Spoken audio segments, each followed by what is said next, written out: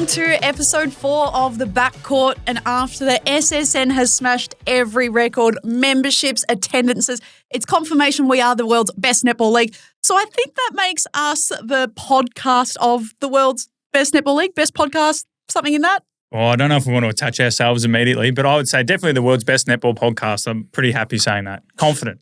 Well, the confidence is coming through. My name is Hannah Kuhar. Matt Fatea, I'm loving the scarf, can I say, getting around the Lightning and the Sydney Swifts, not the Sandpipers. Look, we will get around to it later, but, you know, obviously we put our predictions on the line last week, Hannah, and as I said on the podcast, it's unfortunate you're going to be wrong, and you've so far proved wrong.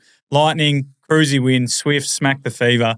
It's going to be a long year for you if those predictions don't change. But no, we'll get back to me being one of netball's great minds later in the show. Can I say, I'm hesitant to give a social media plug here at @backcourt_pod because Matt's been receiving way too much love. I'm hating the fact that every person and their dog. Not all love. There's a couple out there that have doubted my credentials as a netball expert, and I am going to use the word expert. Again? Just the one. What are the credentials? I think her name was Jen something, I can't remember. But she asked what my credentials were, what my playing experience was, and what I've proved, Hannah, is that you don't need any of those. 4 from 4. It's going to be a cruise to the tipping championship. Not that there is one. Well, I really don't look forward to listening to it for the rest of the episode, but here it is. So backcourtdms@gmail.com. If you want to come and support Matt's no credentials, however, 4 out of 4 tipping, a lot of love in there. And we do have some of your voice notes, so I can't wait to share those all through the day. But Spotify, Apple Podcasts, YouTube, you know where to find us. So we've got a big first seg. Let's check out the community netball wrap. So pretty exciting. Our first week of local netty is done. We think we spend a lot of time talking about the players, the spectators, but it's also the first week for umpires, and I just want to make a special reference. I spent a lot of my weekend going around the grounds, checking out Mornington Peninsula Netball. Really? What, like you went around to or not just your venue, not just the Redlegs? Hey, there's netball going on everywhere. Right. It's all around the country, as our backcourt family know. You're clocking up the Ks. Yeah, way too many kilometres. Don't ask about the petrol bill. But I want to make a point of it was the first week for a lot of our umpires too.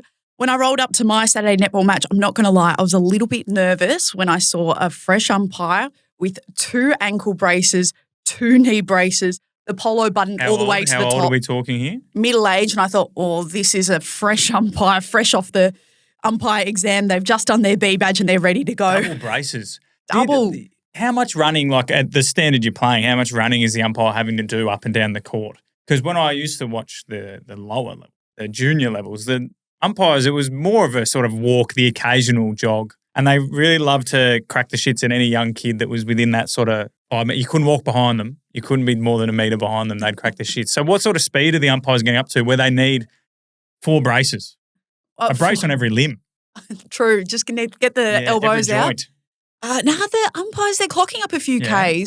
I think we should get some GPS data. Maybe I'll be hitting up Christian Eschman, head of Champion Data, to find out. He's getting a weekly shout out. He's old Eshy. Yeah, he's a big fan of the show. He messages me and says, love what you're doing. But yeah, I think the umpires, it's always nerve-wracking when you see a fresh player, absolutely.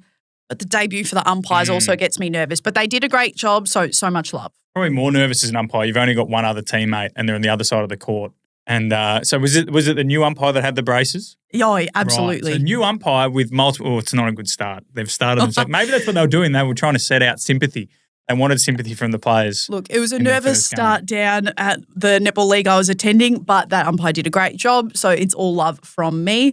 How was your weekend? You've been monitoring a lot of netball results, I have to say. Yeah, look, obviously I have a few connections in the netball world, mainly through family, but also yourself, Hannah. And I thought first things first, prepping for today's show, I'll have a look at how Mount Eliza, the Redlegs, went. Unfortunately, it's no Q-hard, no party for Mount Eliza. Oh, stop Went down by 4 to Sorrento. But you told me over coffee yesterday there's even more controversial news coming out of the A-grade team at Mount Eliza. No, there's no controversial news. I don't know what you're referring to. We talked about being dropped last week and, how do people handle that dropping. Friend of yours and friend of the show, Mitch, came in with a voice note and talked about how sometimes people get ahead of themselves. Confirm or deny, you were dropped from the leadership group. Why are we going into this? Well, you put it in the run sheet. Oh, is it hot in here? Exactly. No. So how did you handle it? No. Obviously you've had experience with bad news, as you told last week. Not the first time I've been dropped. So I was like, no, you know what? It is a good time at Mount Eliza because we have a wealth of leaders. So it's good that we're getting rotation through the leadership group. Leader Rich. Everyone's got a badge. As we know, doesn't require you to have a title to provide leadership. And we are so blessed to have so many. Right. Okay. So that's a very political answer. When they rang you and said, look, you haven't turned up to training.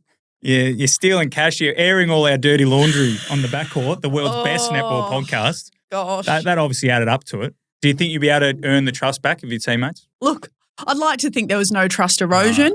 Maybe we'll see by the end of this episode how much more love I can give these teammates and see how we go. But give us your team wrap because it is.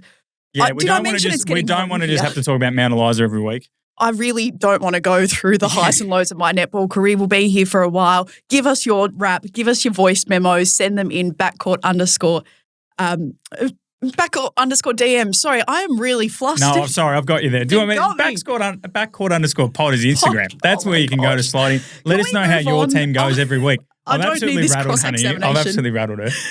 Let us know how your team's going. I don't want to have to talk about her team every week, okay?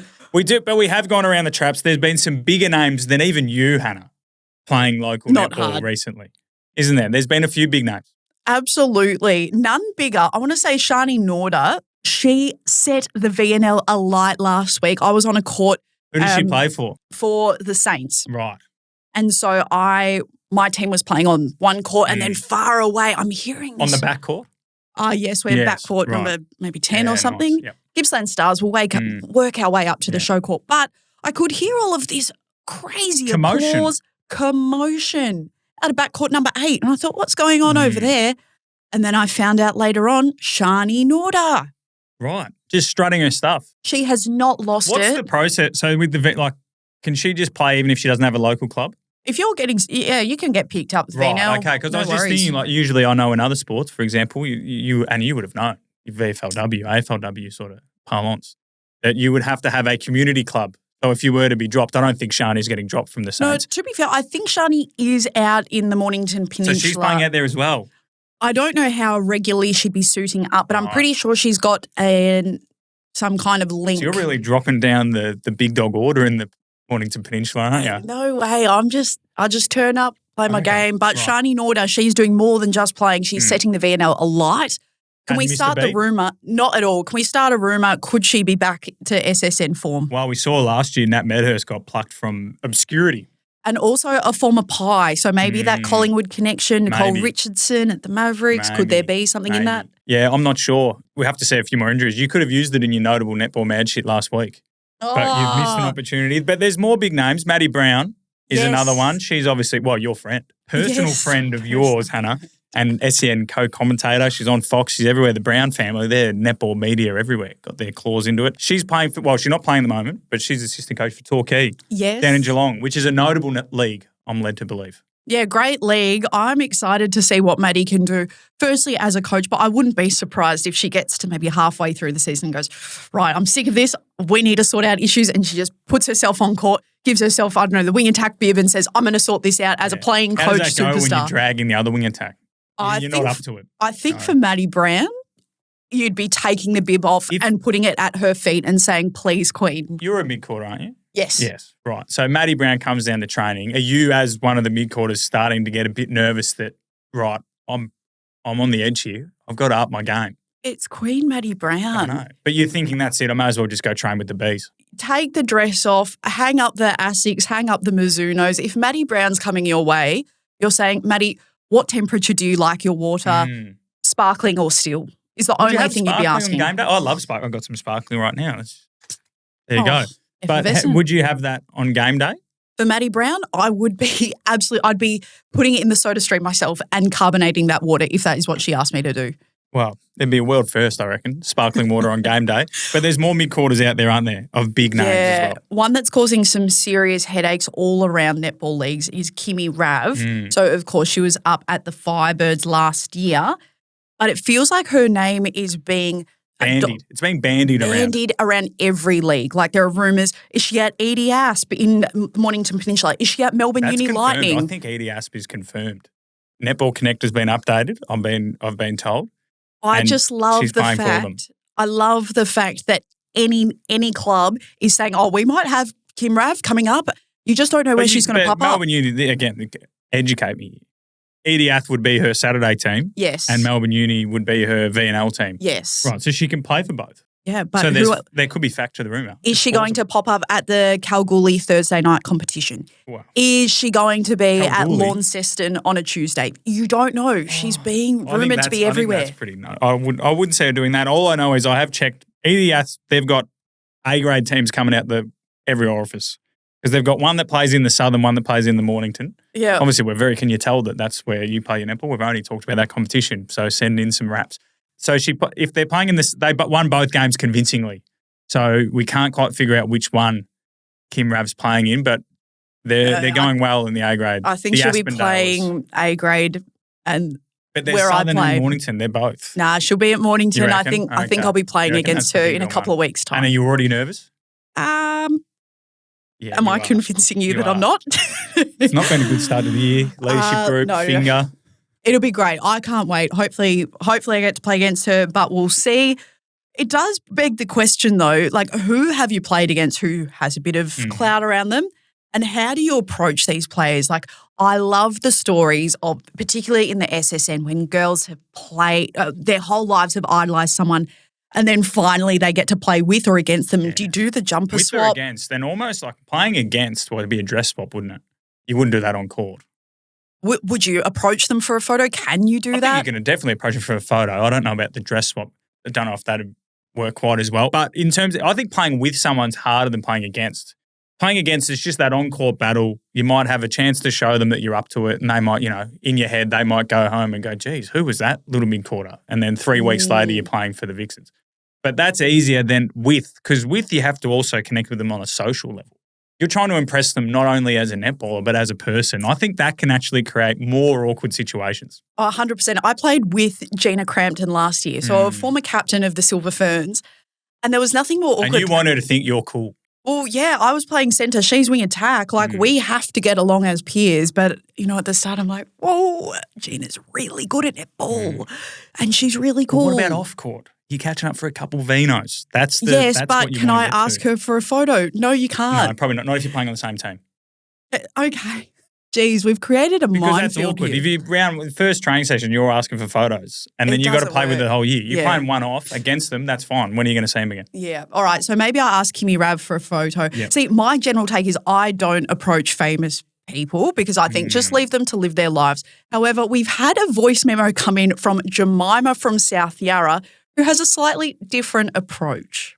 Hi, Backcourt Pod. Long-time listener, first-time caller here. My story of embarrassing myself revolves around the lovely Mel Bracewell, who, for context, plays at the same netball club that I do. And last week after netball training, I was crossing the road, and so was Mel on the other side of the road. So we were about to cross paths.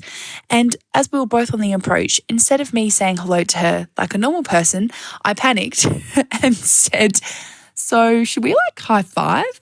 Which she, of course, obliged.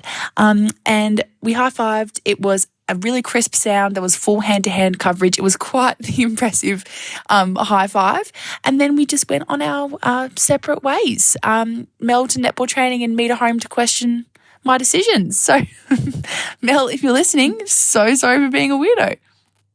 A couple of things there. So clearly the dynamic is that I think Mel is definitely in the A team, and Jemima must be in a lower grade because Jemima's leaving training, Mel's arriving at training. So that indicates some sort of hierarchy, and you always finish with the big dogs. So that's one. Two, the way she's asked, should we high five, is like when you're about 13 or 14 and you first start thinking, right, I'm going to start cross-coding with the other sex or whoever you may be attracted to. And at that age, it's rather than knowing when to kiss someone, you sort of have to prompt. Should she hasn't gone for, exactly. Should we? So that's the second one. So she's gone, should we high five? Crisp sound though. That's good because there's nothing worse than going for a high five, especially with someone you admire and respect. and stuffing it up. There's nothing more awkward. So that I'm very glad that Jemima was able to grab that one. So look, I think, to be honest, I'm up for more unconventional approaches, but yeah, a couple of things that have piqued my fancy. I've had some shockers over the years. I remember, so I used to be club captain of a particular club. It's been a real fall from grace, hasn't it, since you've started this podcast? This episode is off to a shocker. And so I remember, I'm respected around the club and I'm going, I think I was at the football. That's right. Oh, sorry. I remember now. So I was crossing over from the netball courts and to do that, you can cut through the footy oval and it must have been half time or 3/4 time or something. So they were having a little chat. So I thought, oh, perfect. I can go as the crow flies, cut through, and the footy team must have been finishing their huddle. They're dispersing, heading back to their respective areas on the field. And so I think I'm just going to keep walking in a straight line and whoever I cross. I end up crossing a slightly known footballer. You might remember Nathan Jones, champion of the Melbourne Football Club. Anyway, we're about to T-bone on this field. So I offer him a fist bump. Right. We look in the eyes, in each other's eyes, and he just walks past me. I need more. So you've told me this organically, this story before, and I'm half on Nathan's team because it's team. 3/4 time. What was the score? Can you remember the score? Can't remember. It's not important. I think it is important. He might be in the zone. Had you met before? We've been at similar presentations. Had you met before? Not handshake. Okay. Hi, I'm Hannah. We would have stood. So you've gone without no introduction in the middle of a 3/4 time, middle of a game. Yeah, and you've just thought club captain to club captain. No, we are walking past each other. It's like if you're passing someone in any sporting thing, there's a bit of a, hey, how's it going? And so I think just a nice, respective. Okay. I think you could have acknowledged it with some sort of audible, like, go get him, Tiger. It's exactly what I said. You said, go get him, Tiger, to Nathan Tiger. Jones. I just said, like, go get him or something like that. You haven't had that. Mate, you're basically coming around to me. I think the bigger thing is that you just assumed he would know who you are because you're club captain. Not know who I am. I think just as respect you. As a member of the same community, I'm wearing the same colours as you, brother. Just give me a fist bump and say cheers and then go off to your position. Like, it's not that hard. It's pretty hard to snub someone. I think we can ask the community for their view on that one. I don't know. The other shockers I've had is when I remember I was getting like a best on medal one day and that is one of the worst. That is one of the worst segues into I'm good at netball ever. You haven't even hidden it. You've just gone, I remember when I was best on. You've led with it. You've slammed me today. I need to pump my ego back up. So once I was getting this medal because I was best on and I went to the umpire presents this medal, right? Yes. And so he's going to give it to me. Yeah. Anyway, I've gone for the handshake. He's gone for the hug. We do a bit of a what? With a lot of pride and a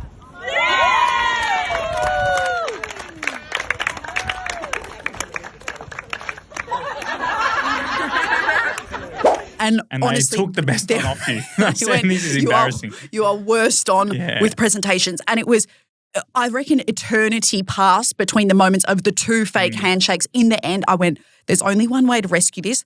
We have to force the hug, kiss on cheek and get me out of here. You kissed the umpire on the cheek? I did. God, you're an absolute. Because there's no way to rescue the handshake to kissing fro. The umpire on the cheek. You can't rescue a hand to fro because you need to force the clear moral of that, so the message out of that story was you won best on. That's where I was going with that. Let's move away from you talking about yourself being good at netball. Producer Liv, I need some help. Can you sub me out of this conversation? Star of the show. We're finally going to hear from Producer Liv. I need some help. This is not going well for me. Got a story of her own on this topic of running into famous people. Give me a second. I need some of that sparkling water.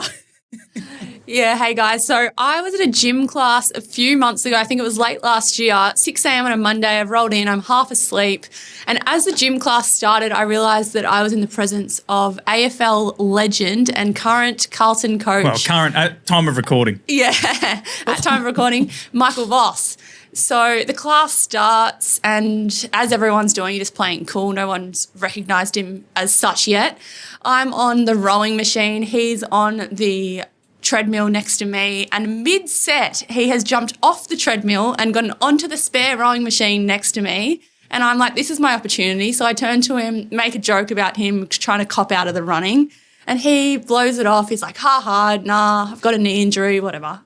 And then we move from the cardio circuit over to the boxing circuit, and you sort of get paired up with whoever chooses the bag next to you.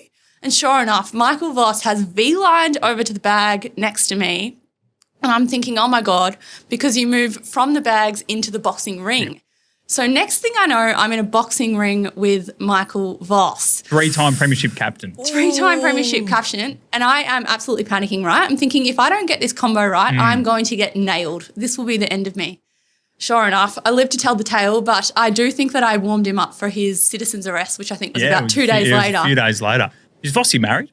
Oh. Maybe. Well, I don't know. He moved. He switched out of Producer Liv's nodding, so she's clearly checked that out. I think he is. Yeah. But yeah, he moved across. That's it. But what Liv's done is she's anti you. She's been pretty normal about it. No, well, she's nailed it. And I did get a fist pump as well, just to rub salt in the wound. Got a fist pump. So she got a fist bump without asking for it. So maybe you just need to play it cool. You're sitting really comfortably over here. I hope that you've got a story when you've nailed it because... I wouldn't say I've nailed it. So this is slightly adjacent to this topic. So a few years back, we've got friends in Adelaide, went there for New Year's Eve, and they said, let's go to the Strikers game. It's great fun, big party. So get there, drinks are flowing, the West End's going down a treat. Game finishes, head off into town, great fun. Get back to the hotel at about 1:32, getting a bit older at that stage, so don't quite have the energy. And sitting there, and there was the Channel 7 commentary team for the Big Bash was sitting nearby. So you had Jason Richardson, Abby Gelmy. I think she was Abby Way at the time, but Abby Gelmy, and Ricky Ponting. And the people we were with, they're like, oh, you're the cricket guy. Go say hi to Punter. And I'm like, no, I'm not gonna go over there and bother him and be like, oh, Ricky, like that. You know, you don't want to do it. Because you've played with some pretty big cricket, not to blow your head up. You don't do that. You do what Producer Liv's done. You almost ignore the fact that they're good. Okay. You want to make them feel like they're not known, even though they know you know who they are. Yeah. So anyway, I'm like, no, I'm not going to leave it. It's New Year's Eve. I'm drunk. I'm out of my mind drunk. Not embarrassing myself. Yeah. So he gets up early, and you can audibly hear him tell his workers, he's got to go to Sydney. He's got to go to Sydney in the morning, see his young kids. So he's going to head off to bed early. So he goes off the elevator. About 15 minutes later, there's a commotion near the elevators, the lifts, and we're like, what's going on? Anyway, it turns out that the lift Punter had got in, and obviously friends, so I can call him Punter. He got in, it had stuck. The lift was stuck, the doors were stuck, they couldn't go up. So I'm drunk with my mate, and we run over and are like trying to open the lift doors while yelling out, Punter. I love you. Yeah, well, maybe not love you. Pulling them away, couldn't get them open, obviously. And then Abby Gelmy was there, so I asked Abby Gelmy for a photo, which my now wife took. And Jason Richardson called me champ. Oh. So pretty embarrassed. I didn't get to meet Punter, but he heard me yell through the elevator, I've got ya. Definitely didn't have him at all. No, I didn't have him at all. I got a photo with Abby Gelmy. That was pretty cool. Yeah. And Jason Richardson called me champ by the lowest of and like on that, he's the lower of the three pecking order. So I got champ by the bottom feeder. But yeah. So send in, we want people to send in, how do they approach famous people?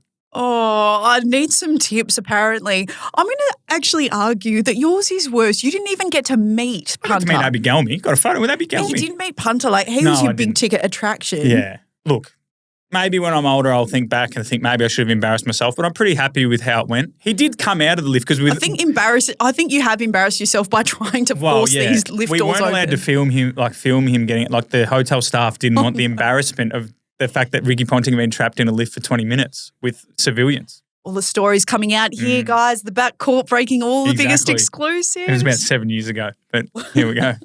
Well, if you have some thoughts on how you should you approach or how should you approach, this happens. Or just give you some tips, just in general. I love that every week it's just turning into, Hannah, how do you socialise? Last week you were ragging on my love life. And I know, you brought it up. Where are you going? Well, anyway, time to move on. What are things out of play? Wing defence are out of play. The attack beside and away. They need to start staying in place. Wing defence, you're out of play. Out of play. We're launching a new segment today, and it is our favourite Lisa Alexander who is flying the flag. Yes, out of play. It's the segment where we want to penalise some people for some things that have been said, and they'll be out of play.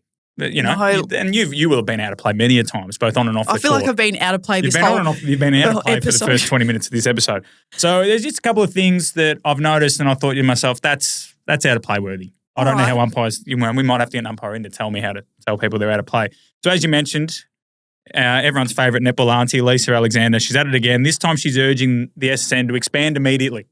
Couldn't agree more. Right. I hate that we think she's so unhinged because she is so on point. I'm Now, with you, Lisa. it's not that issue that I agree that expansion probably is on the way for Super Netball. A lot of people are talking about it. It's just that the way she described the competition, it's as stale as an old bottle of milk. We just need to take that stale milk and make it into a smoothie a bit more. I've got a couple of things to start. Milk doesn't go stale. Milk goes off. Bread goes stale. Okay. Right? So there's one. If you're going to use the analogy of milk. Beautiful analogy, Right, Lisa. exactly. Love what you're doing. Second, if the milk is off, don't put it in a smoothie. That will give you food poisoning. So I don't want the competition to have food poisoning. At this point, you do argue, let's just get some new milk, rebrand the milk, turn it into yogurt. It can be some cheese. Like there is. Yeah, I just don't think food poisoning is probably not something I'd like to personally give myself. She went on to make comparisons to the Premier League, the English Premier League, and saying that most of the fascination is promotion and relegation, which is, there are a lot of other elements, but that is one of them. Yeah. And she wanted that in the Super Netball. I don't think that would work because she's just, when she expanded on it, I don't think promotion relegation, it doesn't happen in Australian sport, and you'd have to create a whole second league. It'd be very confusing. And why finally, couldn't we though? Sorry to push you on that one, but I'm gonna have to why put you out not? of play. You'd need a whole second league. Why not? You got to set up a whole different league. You tomorrow. could not tell me after watching, just jumping ahead a bit, but like, did you watch Hope White on the weekend and go, we are ready for some expansion you teams? need 8 new teams to create that. Go to the SSN reserves, bulk those teams out a bit, bang. Zero issue with this concept. Honestly, I think, bar the smoothie situation, Lisa, if we create a cheese factory, girl, we are dining. This is going to be the best promotion relegation league. We're sitting there with a cheese board. You can laugh at everyone who hated your idea. Okay, well, in 28 years' time, when you get that off the ground, let me know. She also advocated for Singapore coming in. She stated that Singapore, they had an aim of being the number one nation in Asia outside of Australia. I love Singapore as a place. Have you been to Singapore? No, it's fantastic. It's a wonderful blend of cultures. There's a bit of European stuff in there and obviously the Asian stuff, Malaysian. Like, it's a beautiful place, a real melting pot of cultures. I just don't think Singapore are the team to come in. I don't think they'd score a goal. Yeah. If they were to play in the SSN. To be fair, Singapore are 26th in the world netball rankings, behind some very well-known netball nations such as St. Vincent's and the Grenadines in 17th, Namibia 18th, Grenada 21, St. Martin 24. So, we have some other teams that are around the same mark. At what level do you think Singapore would compete? They go down to Mornington Peninsula. Are Singapore winning the title? Oh, I mean, I'm a proud red leg girl. I'd like to think that we have Singapore covered. Obviously, you're in the bad books of the red leg. So. No, I'd think, Singapore might be having a tough time in the SSN. However, let's say they're under-resourced. Maybe they get competitive, regular competition, or maybe they'd fit better in a state league. I don't know. You've really taken the sting out of my out-of-place segment by being on Lisa's side here. Yeah, I just think that if you're going to pick a fight with Lisa, you're going to have to go through me first, is how I'm feeling. I'm sure, given the amount of comments that are put out there, this will come back around. But I still think... To be fair, I am commentating with Lisa Alexander in a few weeks' time, so I've got to do the early to work. make sure she knows the difference between bread and milk, because she's confused the two. The second set of people I want to put out of play is the Thunderbirds. Ooh. And it might be their event staff. I'm not sure who exactly was involved in this, but... You are coming for the back-to-back premiers. Back-to-back premiers. They've absolutely butchered their flag unveiling. So obviously when you win a premiership, the first home game of each season, you unfurl the flag. Yes. Right. You would have been involved in a couple of those, Hannah. Won many flags in my time, that's it. Exactly. So they unfurled their 2024 flag on Saturday night, and it was at Adelaide Entertainment Centre, and they've got like the US basketball and the college, and they have the banners that drop down, and they did the banner drop down, and it's very nice.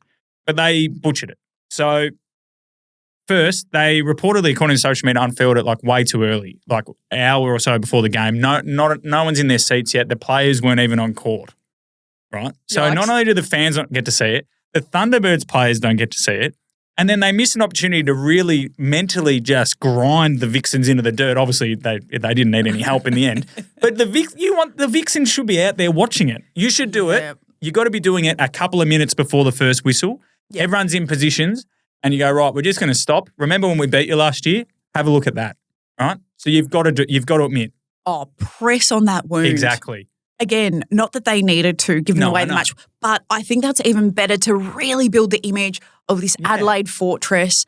Give Absolutely. Simone some more nightmares if she hasn't had it. I think it's just the enough thing already. that netball in general doesn't do enough mind games. Like, why are we putting it up an hour before and then they shine a torch on it just before the game and go, by the way, guys, I just think it had to be done a lot closer to game time. Yep. And finally, this is the thing that's really set my I don't know what it is. I've got a lot of mental things going up here. It's set me off. Oh, Triggered no. me. All right. So they've got 6 premierships Yep. in the Australian netball leagues, the Yep. professional leagues. 1998, 1999, 2010, 2013, and then 2023, 2024. Now, you're a fairly educated person, Hannah. In what order would you hang those I flags? feel very nervous. In what order would you hang those flags? You could go Chronologically? chronologically. Yes, that would be the most obvious one, wouldn't Good word. it? Would be the most obvious one. So they've gone 1998, right? Okay. That's a good start. Great starting point. This is left to right. See, this is why I'm feeling nervous about the education now. I'm like, what year comes? Right. No, 1998, that's Yeah. first. Now, Good number the logical mind would say 1999, wouldn't it? would be the next number. Yeah, no, they've gone 2010. So this Okay. is as you're looking at it. So they've gone Yep. 1998, 2010, Yep. 23, 24, back to 2013, Yep. 1999. It's the most ridiculous fucking way to hang those flags. So what they've done, here's my primary school education coming in. It's like when you're picking teams and you go, first draft pick to team A, then B. So they've gone left, then right, then left, then right, then left, then right. I just don't know how they've come together as a group of minds. Or even one mind. How is how does everyone just go, we just go chronological? It's like they've built to the apex. But it's on not. It's either a horizontal side, line. They've gone the oldest, and then towards the middle is remember this, try and then and the get an apex image. is the most We'll recent. try and get an image for the socials because it's the most. It angered me. It genuinely, it genuinely brought out a visceral reaction within me. Like how have the people at the Thunderbirds? Like, is there not someone in the room that thought, let's just do chronological order? How has it got to that point? And it's really annoying me. So they're out of play for me. They're the 2 people that are out of play. You've obviously called Lisa back into play. Are you sticking with me on the Thunderbirds? The Thunderbirds can have a spell on the bench Yeah, for they've that. gotta I'm go. not, They've I'm gotta not go. disagreeing with you on that. Who else should be out of play? This Let is us a know. ripper segment. Let us know. If you've got someone from your own club, from just general society, there's plenty of people in the political landscape that we could put out of play at the moment. Obviously, the election's coming up. All right, you know what? Next week we can go a political backcourt _pod. Club presidents. We want to hear about club presidents that should be out of play. All right. Well, mate. backcourt _pod. I think there's a lot to Out of come play, in big this segment. Let us know. Oh, I like it. Well, I feel like this seg's been so huge. We're going to move to a segment that might be even bigger. Yes, it is time for our SSN wrap. I'm so excited because it's our first one, round 1 on the weekend. Matt. Are we going to lead with we're not going to bury the lead here. We've already mentioned it at the top of the show. Mighty Lightning, 1 from 1, never in doubt. Go the Lightning. Go the Bolts, 4 from 4. You Swifts smack the Fever. Lightning smack the Mavs. The other 2 were gimmies, but I'm looking at 100% season. Lightning, they're not losing a game still on. I've got my Swifts merch on as well. Yeah. Things are looking good over in my part of the world. Very sunny as the Sunshine Coast Lightning would lead you. Always sunny in Philadelphia over here. Well, can we unpack these matches a little bit? I feel like everyone's getting on board with your netball expertise now. We've just got to balance things. They're becoming enlightened to it. Well, I think it's kind of funny that you've gone 4 from 4. Your premiership tip of the Lightning maybe looks to be standing up at the moment. After our episode was released, Fox Netball's experts released their premiership tips. Experts, none of them got 4 out of 4, but go on. Well, interesting you question that word. Can I give you some names and some tips? You can do both of those. This is for the premiership. for the premiership. Catherine Cox, Maddie Brown, Swifts. Bianca Chatfield, Kelsey Brown, Kat Travati, Fever. Sam Pullman, Vixens. Oh. Nobody going for the T-Birds. Yeah. Does that feel ludicrous But to you? sometimes after a while, you do just want to pick something different for the sake of it because it's the easy pick. So I think that's what's happened. I am surprised that not one of them's picked the Thunderbirds. Not one. At all. Although, to be fair, when you delve into it, Kath Cox, her picking the Swifts, like, oh, wow, I'm shocked. Kath Cox picked the Swifts to win the NBA. I think she'd be picking them if they had two players on court. She'd still think that they're a chance. So we're almost making that tip redundant. And also asking Kelsey Brown when she is a training she has to tip the Fever, doesn't she? Exactly. It's like in the AFL, you know, when they do the fold out in the paper and you do the tips, and like there's always the player. I think is it Emma Carney who has to do it, or is it Libby Birch? One of them's in the age one and they play for North Melbourne. So in the AFL season, they have to tip North Melbourne and it's just losing a tip. So I feel bad for Kelsey there. Obviously, she's got to say Fever. But like, no one tipping the T-Birds. It is weird. If I were them, I wouldn't be taking criticism from you. From me. I'm dragging us both down. No, I do agree. I think what's happened is they've tried to not pick the Thunderbirds because you don't want to pick the favourite. To be fair, I did ask, so I commentated with Maddie Brown on the weekend, and I said to Maddie, in an ad break, I said, I'm going to take you to task on this. Like, what's the go with not backing the Thunderbirds? And she said, it'd be boring if I went for the 3P. It's bad for the competition. And I said, it's bad for the competition, and then there's straight facts. No, but that's not the world she's in. She's in the world of content, just like us. No, well, T-Birds fans, I'm with you. So don't know if that's a good thing. Another thing I noticed from so-called experts out there in the media landscape. Yeah. Nat Medhurst, so she and Code Sports did a predicted starting sevens. And I was flicking through and I thought, geez, these are familiar. Where have I seen these before? Every starting seven. Now, obviously, there's only so many options, 10 per side. Yeah. As I kept flicking through, I started to think, gee, the Super Netball account did something similar a couple of weeks ago. And as I mirrored them up, identical. Now, if Maddie Brown and the gang can decide not to pick the Thunderbirds because it's not boring, I think Nat in future should just change a couple of things. If you're going to copy someone's homework, change a couple of things. That could be an out of play. It should have been an out of play. Are you sure? Are you sure she was identical? Identical. Obviously, the graphics weren't the same. Wow. But yeah, identical, Nat. So even the TB, like I feel like the SSN one had some TBCs. And that's the thing. It had the TBCs. It mirrored it because she would have known the replacement players, whereas obviously that was done at an earlier date. Allegations here. Yeah, absolutely. So look, I don't know how much bunts Code are flinging Nat's way, but they got to be asking her to come up with some original work, I would have thought. Whoa, the backcourt might be starting some beef here. Nat Medhurst, please respond. Well, you need a Code article. Or Code. Yeah. Slide in the DMs, backcourt_pod. Anyway, we'll move on pretty quickly from that. Let's go through these matches because we saw some awesome netball. Of course, the round started or the season started with the grand final replay. Went the same way as the granny. Thunderbirds getting it done against the Vixens 66-53. Maybe a larger margin than what some pundits were expecting. No, well, I'm pretty sure like the grand final was the outlier. So I think Thunderbirds' last 3 games or 4 games they've played the Vixens all been at Adelaide Entertainment Centre, and 3 of the 4 they've smacked them by over 10 goals. And this one probably could have been more, but at the end, Thunderbirds took the foot off the gas. So it was only the grand finals the outlier. So look, not many positives for the Vixens. They were clearly rattled. I watched this game. They used 2 timeouts in the space of a minute. Okay, that threw me as well. I'm glad that you mentioned it because I looked at the time code. So you can have 2.5. I believe, right. One was taken at 4:53, the other one taken at 3:41. Right. So if Simone just wanted to have a longer chat, could she not just take the time out, walk back out there and take the second one and just keep the chat going? It seems weird that they let 90 seconds go. However, in the second timeout, they didn't take the full 90 seconds. So I was like, well, clearly they didn't want to chat. They made one positional switch, was the goal attack and goal shooter. Garvin and Austin. The ball was at the Thunderbirds' end, so they could have done that without the timeout. I guess you've got them, you may as well use them, but it gives off the vibe that you've got no idea what's going on. Like, you're absolutely scattered. You reckon that's a Simone call, Coach Simone? No, don't the players have to signal it? Sorry, I've not the mic there, but the players have to signal it, but I'm assuming the coaching staff are yelling out, call a timeout. Yeah, I don't know who was the mastermind of that, and I don't know what the intention was.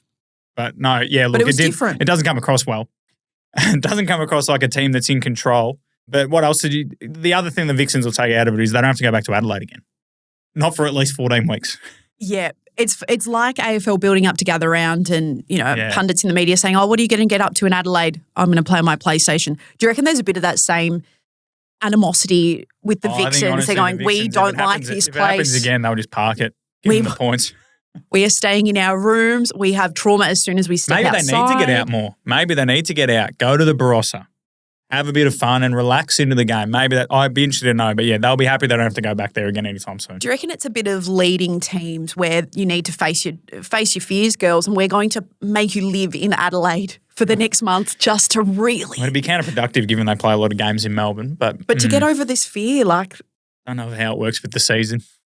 Sort of takes away from it. A lot of travel. Well, you said that Luke Hodge needs to be their leadership consultant last week, given his relation. He's the uncle of... Cousin of Zara Walters. So maybe he'd have some thoughts. Maybe he would. We'll have to ask Luke Hodge how the Vixens get over their T-Birds issue. But a team that you've been very passionate about, the Lightning, with the next match, they got past the Mavs 59... Past. Yeah, 59-69. But Delta Goodra match... Yeah, look, I didn't watch Delta. You were there, obviously. Yeah. What were your thoughts on Australia's biggest pop star after Nikki Webster? To be honest, it kind of rattled me, Delta's performance. It all started... you've shown already today that you don't rattle easily. You've called me on a bad day. The Delta stuff maybe started my mental breakdown. Right. Because I roll up, I think I got to the arena maybe 2 hours beforehand, so there's no one around. Right. And I noticed that Delta, they've set up what looks to be a grand piano for her, but it's actually just an electric keyboard slotted into a prop that looks like a grand piano. Quite heavy. You're not going to have that on centre court, are you? No, but isn't it a bit odd that it's an electric keyboard? I think that Give would the Queen the tools she needs. Yeah, but you can't put the grand piano. I think that would happen more often than you think. It's just that you've actually got a peek behind the curtain. For the first time. It also didn't have wheels, which I thought this is interesting. We know that the SSN is so protective of the court surface, which, fair enough, elite athletes, they need the best court. But you'd think you'd also put wheels on it instead of carrying it out like a logistical nightmare. But anyway, Delta the Queen also brought her own bedazzled microphone. She doesn't want your ordinary mic. She has her diamantes all around it, which I thought was a slay. I love that. They're not real diamonds, are they? Diamantes, like just a bit of shimmer, shimmer. They're not real coming out of a mine in WA, but they're just giving a bit of shimmer. So I love that. She was late, which also adds to the Queen vibe. But her one song, Born to Try. Now, of all the predictions I gave her, Delta, I did all the homework for you. We had it out on socials for like a week in advance. She's gone with the slowest song, arguably the most depressing pump up to a whole SSN that's her season. Number one bestseller, though. I reckon that was short price favourite. I agree with you. On Top of the World or whatever that one was, that's the upbeat one, isn't it? Great track. Yeah. I reckon the Mavericks DJ Kitty Cat would have been sitting in her booth just rocking back and forth going, I need to remix this. Yeah, DJ absolutely. Kitty Cat. She would have been thinking, I can remix this. Is she dressed as a cat or a chocolate bar? Nah, just a cool DJ. Yeah, nice. I reckon she would have hated it, thinking, Delta, we can collab and make this a bit more up and about. Maybe she should have remixed Born to Try. That's exactly what I'm saying, Matt. I think Steph Fretwell was my highlight of the performance, though. She was pedaling on the exercise bike, not even in time. She's going hard to pump herself up whilst Delta is depressing the crowd. Like, it was pretty funny. Fretwell, my MVP of that whole performance. Yeah, look, I can't say I watched any of that performance, but obviously watched the Lightning, never in doubt. Cruisy win. Liz in 150 in about 17 weeks' time. She'll be back there holding the cup aloft, although next door at Rod Laver. Bailey Boyd also getting the debut. My favourite fact is that Bailey was an intern at the Lightning. How's that for a beautiful full circle moment? Yeah, you would have thought they'd pump that up a bit more. It's a good news story. If you're in other fields, they'd be absolutely pumping that up. What was she doing as the intern, though? Because she would have gone to uni there. Yeah, so a couple of hours. Yeah, so she's a local girl. She's come through the pathway. Yeah. I was chatting. Jesus, a lot of big note in this episode. Dropping the name. I messaged Belinda Reynolds beforehand because I was commentating the match. I wanted to get some insights and she gave us that bit of intel. Right. So thank you, B. But yeah, I just think that's so great. Like imagine being the intern. How come we can't get any guests on the show? You got all these connections. And I need to clock out of this episode. This is too much. Firebirds. They got over the Giants. Yeah. Probably First ever round one win, apparently, I read. Yes. That's fucked. Isn't it insane? Yeah. I feel for the Giants, Yeah, no, it's not looking crash hot, is it? but Kiri Wills, congratulations. That was her debut as a coach. Can I say, Well, in the SSN. yes, Yeah. thoughts on the Firebirds coach blouses? Yeah, you've thrown this at me late in the piece. I haven't had much Yeah. prep. It's very mum. It's very mum, isn't it? I It's very like them. mum, maybe late 2000s, early 2000s, late 90s. You're going to like maybe Christmas-y vibes. Like it's floral, it's sort of upbeat, Yeah. but it's pretty conservative still. To be honest, blouses don't really cross my desk that much. So No. what were your thoughts? I liked it. I think so many clubs go a very, like Fever, for instance, go the coaching polo. We get it. It's fine. I'd say that's. Would you like Dan to wear a blouse? Is that what you're saying? No, I say Dan can wear whatever Right. he okay. wants. Thank you. He looks great in the polo. That's a tick. But, the Swifts, for instance, they've gone just like a black shirt. I thought, it's not even a club colour. Do we want to jazz this up? I get it. They look slick when they're on the bench together. But I just thought this is fantastic. Incorporate the club colours, a bit of fun. It was a big tick from me, but maybe you have your thoughts, backcourt_pod. And yeah, fantastic. Mary Chollick, did you hear that she's 201 centimetres? I think I don't that want to was... hear it. I don't want to hear it, Anna.